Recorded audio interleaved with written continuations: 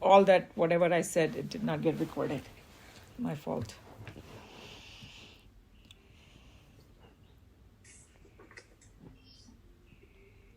With the word bhu, he stands in fire, in the air, in the shape of bhuva, as swaha in the sun, in the Brahman as maha. He obtains self-effulgence. He obtains lordship over minds. He becomes the Lord of speech, Lord of the eyes, Lord of the ears, the Lord of the knowledge. Then he becomes this Brahman, whose body is space, whose nature is truth, who sports in dynamic life, prana, whose mind is bliss, and who is full of peace, who is immortal. Thus, O descendant of ancient yoga, culture, meditate. I just realized I didn't do the prayer. Oh, yes. Okay, let's do it. Yeah, sorry about that. Yeah, my mind is not all together today, looks like. Okay. Om Sahana Vavatu Sahanao Bhunaktu Saha Viryam Karva Vahai Tejasvinavadhitamastu Ma Vidvishavahaihi. Om Shanti Shanti Shanti. Hari Om Shri Gurubhyo Namaha. Hari Om. Om Shanno Mitra Sham Varunaha Shanno Bhavatyarma Shanna Indro Bruhaspatihi Shanno Vishnurukramaha Namo Brahmane Namaste Vayo Tvameva Pratyaksham Brahmasi Tvameva Pratyaksham Brahma Vadishyami Ritam Vadishyami Satyam Vadishyami Tanma Vavatu Tat Vaktaram Avatu Avatu Mam Avatu Vaktaram. Om Shanti Shanti Shanti.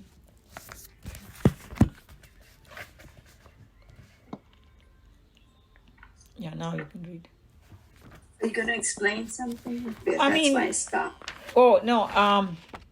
I think that you didn't read the first verse. No, I haven't. I just read the commentary. Okay. I can read in the last section. That's what I'm going to read now. Okay. I read prior to that. Yeah, okay. That's fine. In the last section, yes. Go ahead with that. In the last section, the meditation was upon the Vyahartis,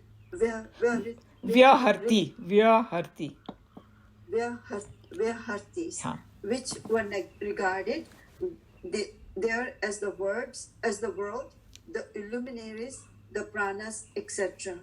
And here, the object of contemplation is upon the intelligent, ever-shining soul.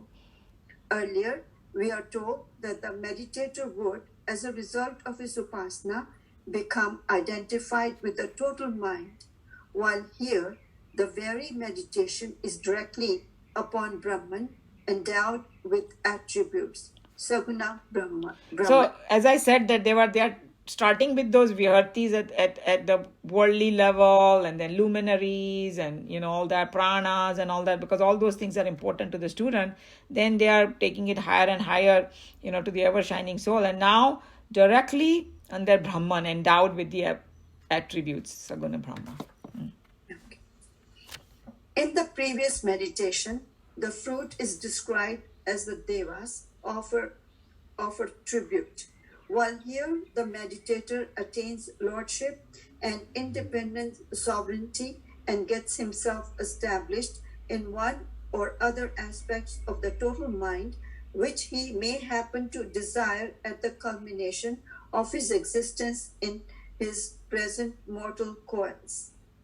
Thus, evidently, sections 5 and 6 together constitute one form of meditation whose various aspects have been dealt with in two stages, in the two sections. So, basically, जो पहले वाला verse था, उसमें उन्होंने बोला कि the devas will bow down to you, and then now you're going yourself becoming a deva. Or like somebody was saying that, you want to get some job done, and you थोड़ी इसको सिफारिश की, उसको की, some government people, and then, president को भी कर दी, लेकिन तुम खुद बन गए president तो then you can do whatever. So trying to take you to that level that तुम ही बन जाओ. फिर तुमको किसी को सिफारिश करने की जरूरत नहीं, तुम ही कर सकते हो.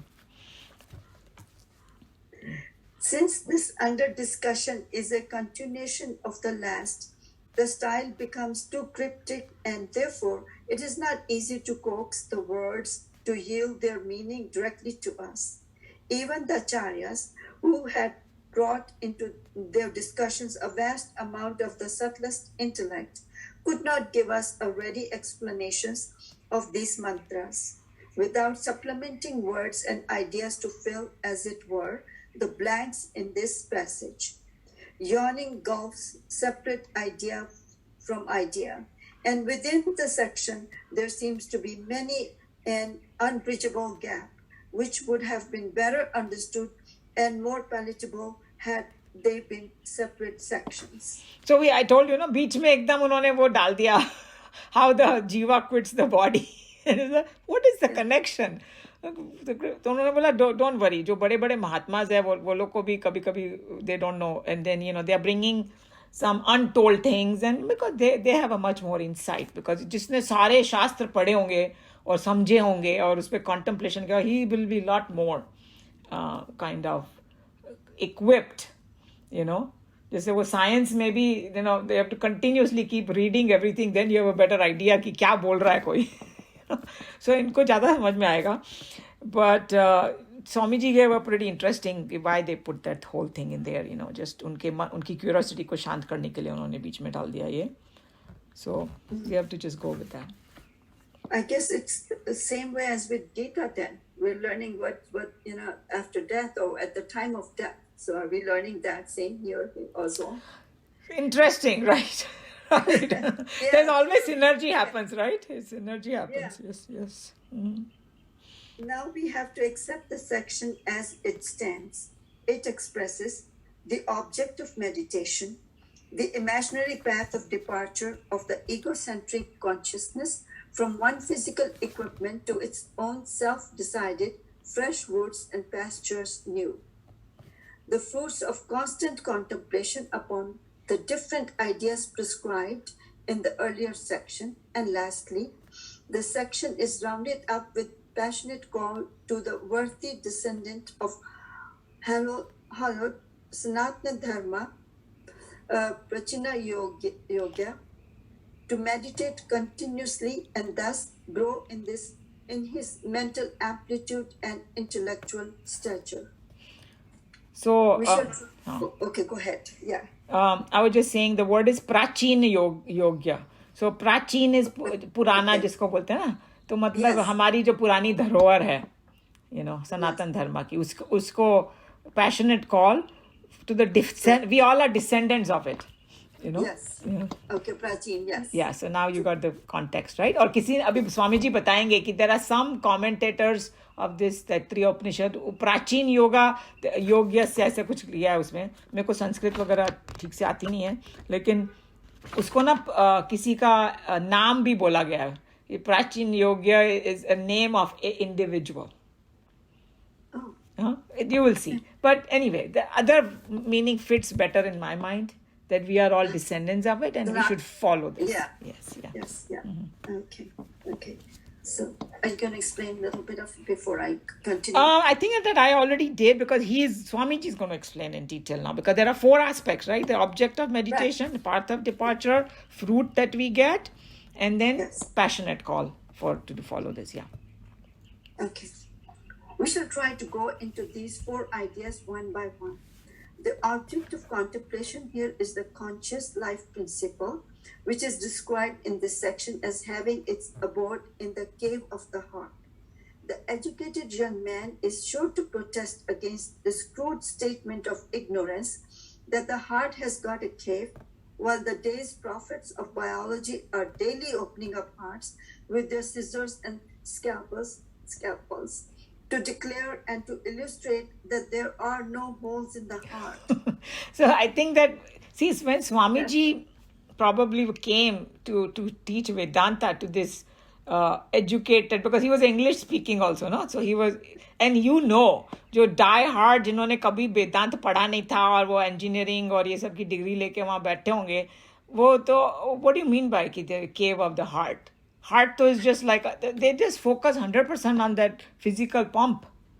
So then they get so confused, and then I remember there was like some heart surgeons were even discussing that, hey, what do they mean by this cave of a heart? When we do heart surgery, हमको तो कोई cave wave दिखाई नहीं देती उसमें. Yeah, in the Kathopanishad, when he said that Angushta Matra, that was just a symbol of that Right. Brahman. And people, till today, they are looking for that and say, oh, Atma to ek अंगूठी की तरह होती है जो यहाँ पर चमकती है and all. I've heard that kind of statement from people because they take the literal meaning. So when you take literal meaning, it becomes a disaster. So it's so important to understand through this Mahatma, what are they trying to say? Because it's a subtle subject. That's why we need a guru or a teacher. Yeah, but they say Upanishad, you cannot learn on your own. True. Absolutely, yeah. In the lyrical poetry, which is the very language of the Aryan thought, they did not mean the pumping organ when they used the term heart. But what they meant by the term is the noble sentiments and the divine emotions which the humanity in man is capable of expressing in his transactions with the world outside. The nobility of thought, the purity of the emotions, the softness of sentiments, the glorious attributes of love, tolerance, mercy, and kindness, these expressed by a man in his life constitute the heart of his personality. So firstly, Swamiji is explaining that in Vedanta, when they talk about heart, they're not talking about the pumping organ, but they are talking about the divine emotions and all which bubble in us. So I was thinking of it this way. इसमें से कोई भी चीज express हो रही हो ना हमारे में से, love, tolerance, mercy, kindness. So just remember, God is expressing through us.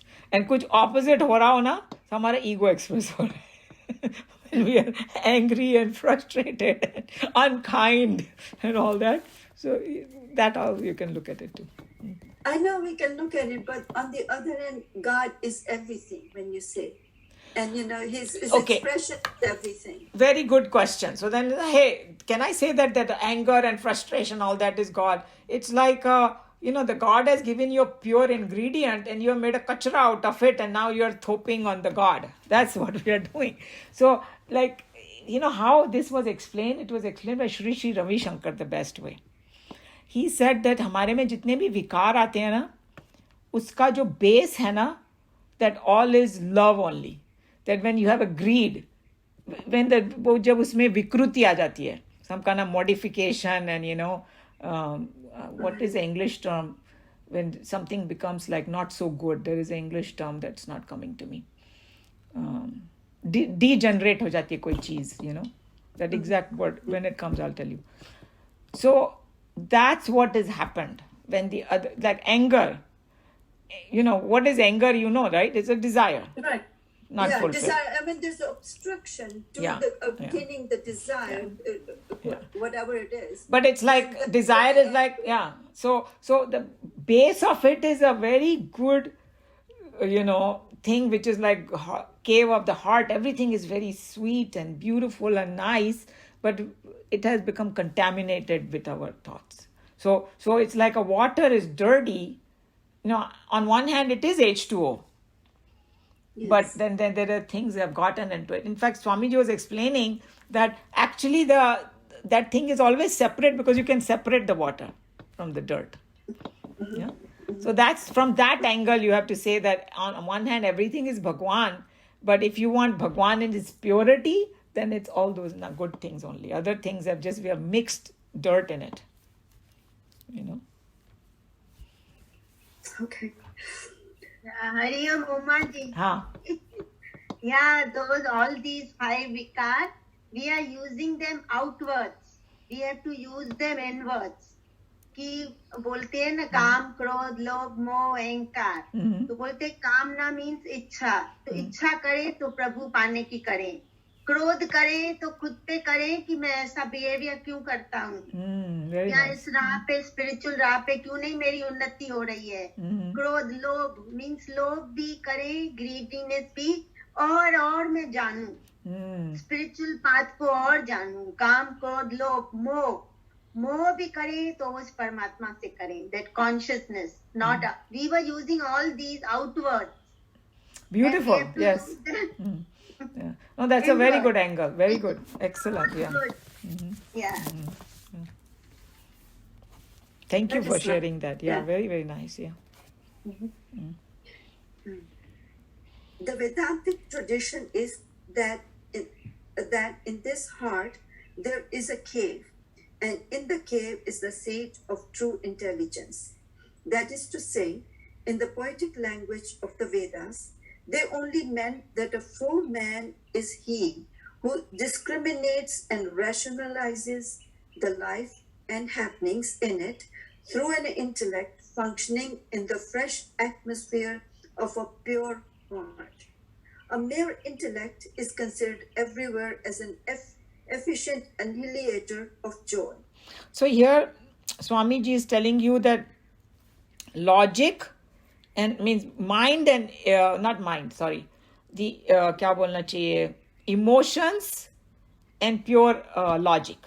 वो दोनों का ऐसा कुछ मिक्सचर होना चाहिए. जो प्योर लॉजिशियंस होते हैं ना, दे completely get lost and they make themselves very dukhi and the people around them dukhi, you know. And then he was going to give example in this world जिन्होंने एकदम destruction वगैरह मचाया, ये सब किया ना, ये जो हिटलर टाइप के लोग, वैसे वो बहुत इंटेलिजेंट थे और उनकी बातों में उनका अपना कुछ एक स्ट्रेन सा लॉजिक था, but they didn't pass their logic through their heart, you know. For best example is कि मैंने सत्य बोलना चाहिए, बहुत सुनने में बहुत अच्छा लगता है, राइट? And then समझो, like we used to give that example, you know, somebody comes in your home with some clothes and say, oh, क्या पहन के आई है, you know. Say, मैं तो सत्य बोल रही हूँ because that's how I'm feeling, so I have to tell the सत्य. So, hey, why are you hurting that person's feeling, you know? जरूरी नहीं है कि कोई चीज, हर एक चीज को सत्य में बोलो, मीठा भी बोलो, और जरूरी है तो बोलो, किसी का फायदा होता है तो बोलो, तो फिर उसको ना वो सत्य को उसकी कसौटी से डाल के फिर बोलो. You know, कड़वा सत्य को बोलने के लिए only few exceptions are given. किसी की जान जा रही हो, वो मरने वाला हो, तो उसको कुछ बताना हो तो बात ठीक है. You know, for your regular thing, you should not be using these things to hurt somebody. So that's what they're talking about, the passing your logic and all through the heart. So at this point, do you just keep quiet, or do you tell it's a lie or something?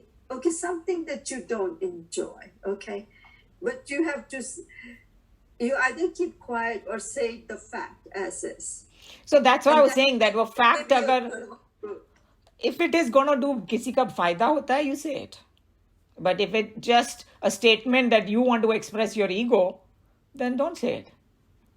I think that intuition will come at the right time if we have the pure heart.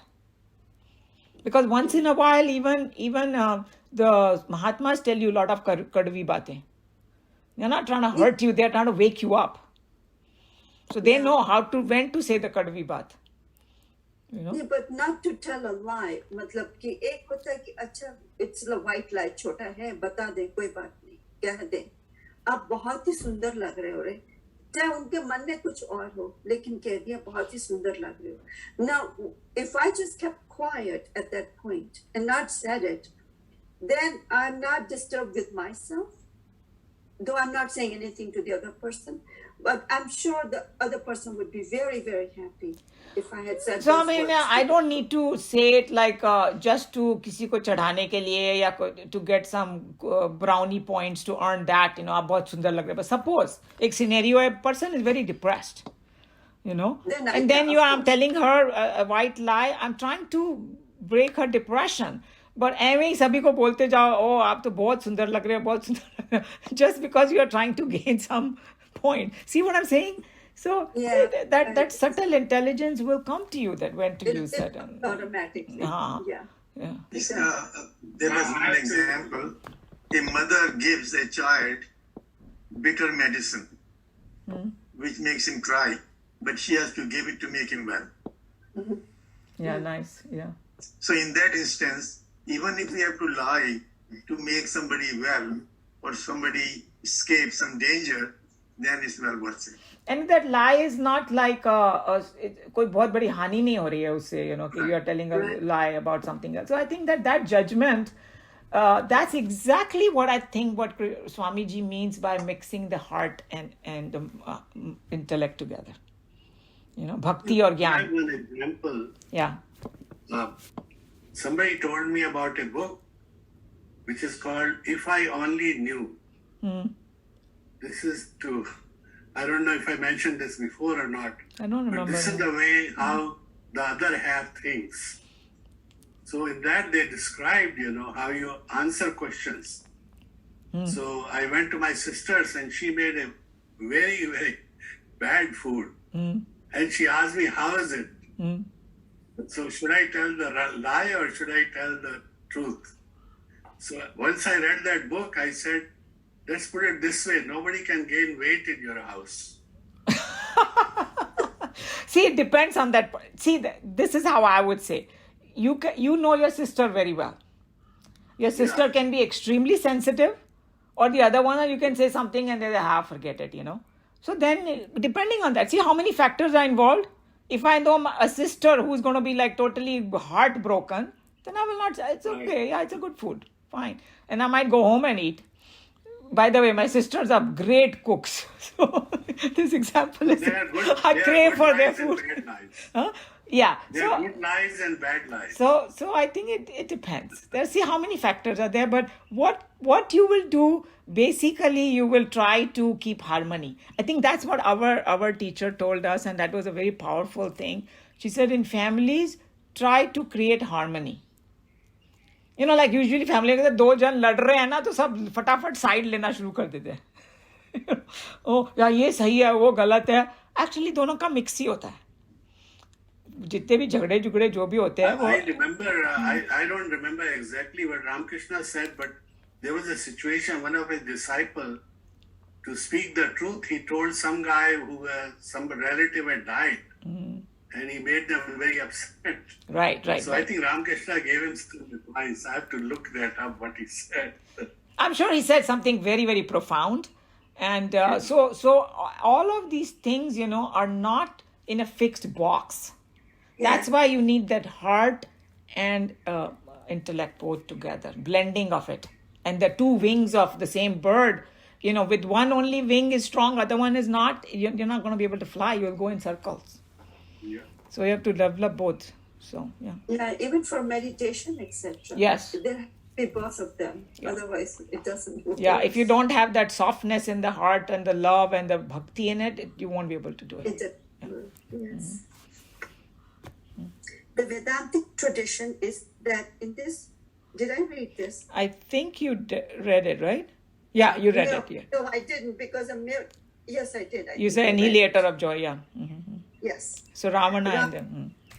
Okay. Ravana in the Ramayana and the Hitlers and Mussolinis of our own days are examples of the intellect divorced from the heart, emitting death and disaster to others, and ultimately bringing down fire and brimstone upon themselves.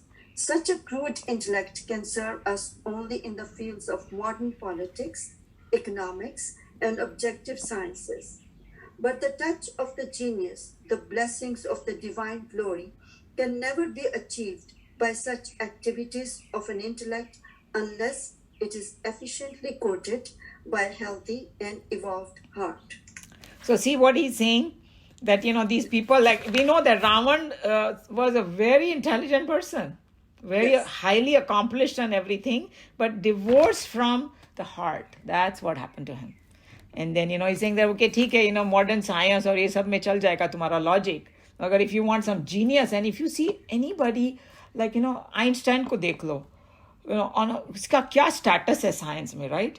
And he had a strong spirituality aspect in him. He talked about God and all so much, So जो एकदम height पे पहुंच जाता है ना, वो blending की वजह से पहुंचता है, दोनों भी. Ravan was at the height. He was very knowledgeable. Very knowledgeable. He had control over everything in a sense कि उसने सारे नवग्रह को भी अपने कंट्रोल, फिजिकल चीजों को सब उसने किया था, लेकिन उसका मन उसके कंट्रोल में नहीं था. That is everything. Yeah. The glory of a Buddha or a Mahatma Gandhi is that they could bring about in their own times a certain amount of social revival and political integrity, no doubt with well thought of and highly intellectual schemes and plans of activity, but their work seems to be more noble and divine than the achievements of the Napoleons and Hitlers, inasmuch as the intellect in them functioned through the medium of a full-grown and evolved heart. So now he gave the example of Buddha, Mahatma Gandhi, and all these people. उनको अभी तक लोग, इतना याद करते हैं and all that, and they made a big difference. But as the others, you just remember them with death and destruction. Hitler, ये जो भी हैं, So he's just saying that because they had this full-grown, evolved heart, and the most famous story of Mahatma Gandhi that we tell the children, that to drive a point that this one guy in the ashram, जो उनके जो सहयोगी थे वो लेके आए, बोले ये गांधी जी ये चोरी कर रहा था आदमी, इसको पनिशमेंट दो, आप ही दे सकते हो. तो गांधी जी ने बोला अच्छा अभी खाने का टाइम है सब, तो इसको भी बिठाओ खाना खिलाओ. एंड दैट चोर वाज लाइक व्हाट, पनिशमेंट की जगह मुझे खाना दे रहे हैं. And बाकी लोग like they don't want to say anything to him because it's like he was a boss of that place. So उसको खाना वाना दिया. इतने देर में तो वो चोर इतना मेल्ट हो गया ना, चरणों में पड़ गया, बोला कि मेरे को पता नहीं था ऐसे भी लोग होते हैं. And then other people said कि अरे आप उसको खाना क्यों खिला रहे हैं, उसको पनिशमेंट देना चाहिए था. तो बोले क्या चोर को भूख नहीं लगती है क्या, उससे बात करूंगा मैं, जरा उसको खाना वाना खिला दो फिर उससे बात करूंगा क्या कर रहा था वो. उतने देर में उसको ही प्रायश्चित हो गया खुद ही को.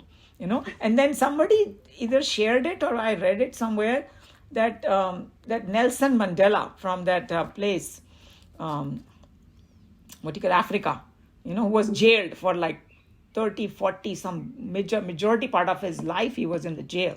And Bharat and I have gone to that place. We have seen the jail also in South Africa, in Cape Town. And then recently or whenever, the guy who used to torture him, yes, he told him to come and have a meal with him, Nelson right. Mandela. Can you believe that? I mean, these kind of examples are there in today's world. बाकी लोग तो उससे इतना नाराज होंगे और इतना मतलब उसकी शक्ल भी नहीं देखना चाहेंगे, the girl. And he did that because he said, that was that time and now it's different. And I don't want to hold anything against because he was given the orders to do it and that's why he was doing it or whatever. I don't know. But the large heart, like he has an evolved heart. Thus, it is only in the room of the skeleton that the psychologist comes to insist that the heart is the pumping organ in the bosom of living creatures. But even in our colleges, if we walk from the laboratory to the library, we can find that thinkers and writers have a separate connotation for the term heart. So, he's just saying that, if you go to completely pure science, then they will only focus on the pumping heart. But even if somebody is not spiritual, in you moment you talk about heart, bolte na, my heart is broken, usko fell in love and then the woman or man ran away and then heart is broken. So uska kya pump wala heart toot gaya kya? No. This is a term that the guy is heartbroken means he's just feeling mentally down. And or like usi poet को बोलो वो क्या क्या बोलेगा heart के बारे में, क्या क्या पोएट्री बना देगा. So that they're not even talking about the pumping heart anymore. They're talking about some entity in you that gets affected, right? And when you say about heart, you can't even say कि वो एक जगह पे स्थित है. जो spiritual heart के बारे में बोल रहे हैं वो लोग, और poetic heart के बारे में बोल रहे हैं वो लोग. It's not even like a thing. You cannot give it a shape anymore. ये जरूरी है कि वो pumping heart में धड़कन वर्कन बढ़ जाती है emotion से. So it does get affected that way, when you fear or anything like that, or too much emotion or love or something. Yeah. Our rishis, scientists of living as they were, when they declared that the seat of an evolved intellect is the heart, only meant that an intellect functioning from the peaceful orbits of a fully grown love heart alone can perceive the unifying cord of life that binds all the variegated plurality into one great garland of love. Truth is experienceable only with an intellect when it is analyzing and observing, viewing and discriminating in the halls of the heart, where in the clean aroma of love it seems to gather a greater subtlety to meditate and to realize. So beautiful poetic language में उन्होंने Yes. बोल दिया ना, कितना इससे better कोई नहीं बोल सकता. So anyway, whatever you were saying, even to meditate, you need that, some kind of love and that kind of feeling in your heart, and with that blending is called the fully grown heart. So on one hand, all that intellect and all this very, very important, and but it has to have this love around it to understand. For a mantra or you do japa, if it's plain, it doesn't, then you don't feel anything. Right. And you know what? Because now these YouTubes have become so popular, sometimes when some people sing the mantra, you can feel it. You know? Yeah. Because they have the bhakti in their heart. So how they sing it, it just pierces through your heart also then. When singing, some people do it, with the bhakti. Or the words also. Some people when they speak, some Mahatmas when they talk with so much love and passion and all that, then it comes out different, the same words. Yeah. The imaginary path of departure, every grown-up, okay, this is the B, second part we are doing. The first one we did the object of meditation, now is the imaginary path of the four things, right? Of the four. This is the second one. Right. The imaginary path of departure. Every grown-up member of the present generation must have observed repeatedly the members of the last generation departing in peace, and necessarily, therefore, there can be no intelligent grown-up man who has not in himself come to ask the why and the how, and has not come to his own rough and ready explanation of this unavoidable and yet most painful of happenings known as death. So he's just saying that everybody who is born over here is curious about the death. Yeah.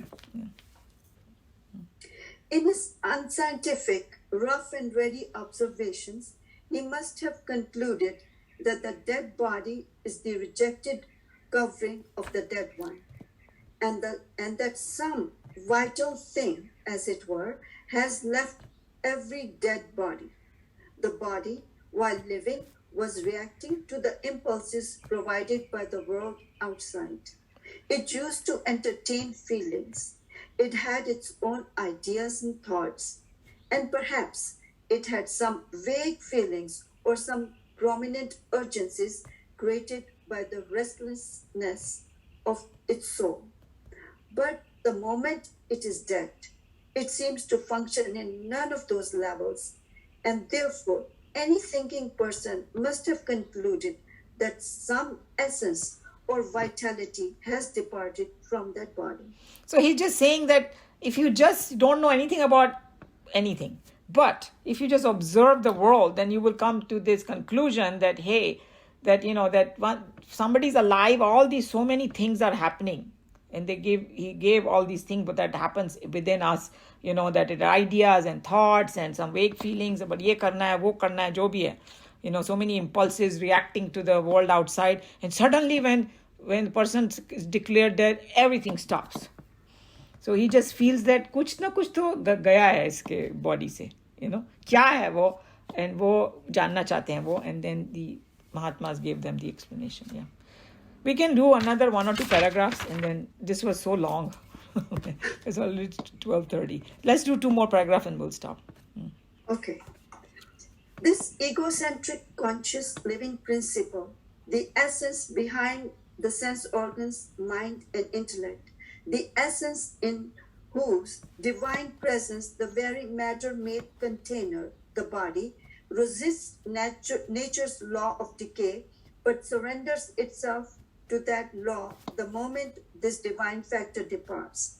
If it thus gets itself divorced from one physical structure, then the layman would necessarily inquire to know which is the exit for the ego and life to pass out of the body. So he said some very interesting thing, and we don't think about it that way. The egocentric conscious principle, the life principle, the essence behind the sense organs. We studied all that. What is this? Bhagwan only, Adi Yagna. Mind, intellect, the essence of whose divine presence makes the matter contain the body, resist the law of decay. I mean, मरने के बाद कितना जल्दी decay होता है, right? But while we are alive for whatever, 80, 90, 100 years, body chakachak chal rahi hai. Everything is happening. I mean, the switch is so fast, for a dead body versus saying that we don't think it like that, but I thought it was quite amazing. Uska power kitna hai, dekho, of that factor, that it keeps everything together and functioning and, amazing. Yeah. That's why it is everything. Yes. That's all there is. Yeah. Yeah. Okay. When an uninitiated student reached the feet of the master in the olden days for purposes of his studies in Vedanta, the teacher had certainly a very subtle job for himself to do. Any student, when he entertains a doubt, cannot find the necessary mental peace and intellectual tranquility for active study or vigilant pursuits of knowledge until the agitating doubt has been dispelled by some explanation or other. Masters of psychology, as they were, the rishis, knew this, and they invariably cleaned all doubts with one myth or the other, which at that time would look seriously reasonable and fully explanatory to the student. So Swamiji is just telling you that if students have any kind of doubt, and if the teacher doesn't dispel it, वो आगे नहीं बढ़ पाएगा. So I think that I'm wondering why Swamiji had to go in so much detail to explain. Because some people get caught up in it and they don't go beyond that. कि वो नाड़ी वगैरह को balance करना है, वो क्यों कर रहे हैं वो सब भूल जाते हैं. वो उसी में every day just doing that. I have a feeling that's why, because he's talking about this, this whole explanation that is given over here, that a sushumna nadi is there and the energy goes up and things like that. But if you just get caught into all that, there'll be a problem. But they came up with all these names and all these things, these imaginary channels. We are not saying that the energy doesn't go upward. That's not the point they're saying. But there is no fixed. Somebody cannot show in my body that, hey, here is a sushumna nadi. Like they can say a bone is there. I can see it. But ऐसे कुछ मिलेगा नहीं तुमको. So they are just giving you the explanation. That's all he's saying over here. That they came up with some ways to उनकी curiosity शांत करने के लिए. और ये सभी उपनिषद में वैसे ही बताया गया है. तो they came up with this whole formula how to talk about this. Exit of without Shraddha, you can never learn anything. True. But, here in Taittriya Upanishad, he's going in the more detail कि उन्होंने क्यों ऐसा बनाया. उसमें थोड़ा insight दे रहे हैं.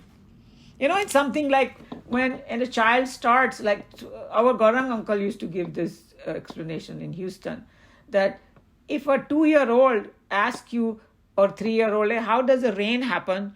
You're not going to sit there and tell him, whole osmosis thing, कि वो पानी वाष्प बन जाता है, ये है वो है. उधर एक एलिफेंट रहता है और वो अपनी सूंड से ऐसे पानी फेंकता है और बरसात होने लगती है. उसके लिए उतना ही ठीक है.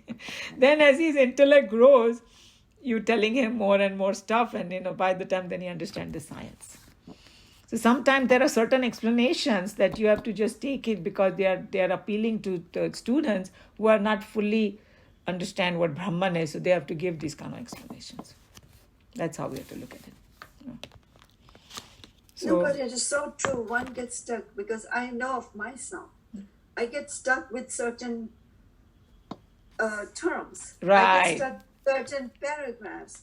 and I read and it doesn't make sense. But sometimes somebody else says something, you say, or somebody else says, and all of a sudden it hits the two. I can put the two together. Yes. Until I get satisfied. Okay, now I can move forward. Yes, absolutely. Otherwise, the doubt still keeps on bothering. It Yes. lingers on. It does. So I think that is a very good point you made, and that's exactly how Bhagavad Gita is also. That Krishna Bhagwan ने अर्जुन को कभी भी ऐसा नहीं बोला कि तू इतना स्टूपिड क्वेश्चन क्यों पूछ रहा है, कभी नहीं बोला ऐसा. उसको जो भी था, जितना भी डाउट था, बहुत प्रेम से उन्होंने उसको समझाया, बिकॉज उसमें श्रद्धा तो थी लेकिन डाउट भी था. The truth is he had doubts. So and Krishna Bhagwan, it was very, very important, the whole technique, that until the doubt gets cleared, you cannot move forward. So the saints and sages, they have the ability to say the right thing at the right time to dispel his doubt. Doubts, right. And different ways. Different ways. Instead of one way, they'll go and absolutely tell the other way. Yeah, it's like if you have a class, like because I do the Chinmaya Mission class, every year, the texture of the class is different because the students have their own personality. So we have to tweak it according to what they are, and give the similar kind of example. जैसे last year जब अभी class graduate हुई ना 10th grade, उनमें एक दो sports buff थे boys. तो we used to always give the sports का example. तो वो उनको बड़ा याद रहता था. उन्होंने जो finally जो play भी किया ना to express their whatever they learned, the theme was sports only. Because उसी में उनको मजा आता है, वो लोग कभी नहीं भूलेंगे फिर सारे प्रिंसिपल्स को उसी में डाल के, और हमने बनाया वो प्ले. उन्होंने बच्चों ने काफ़ी कुछ किया, मगर so that's what it is, that they are trying to give you, dispel your doubt in your own way. Yes. Should we stop here? Yeah, let's stop here because we'll continue next time.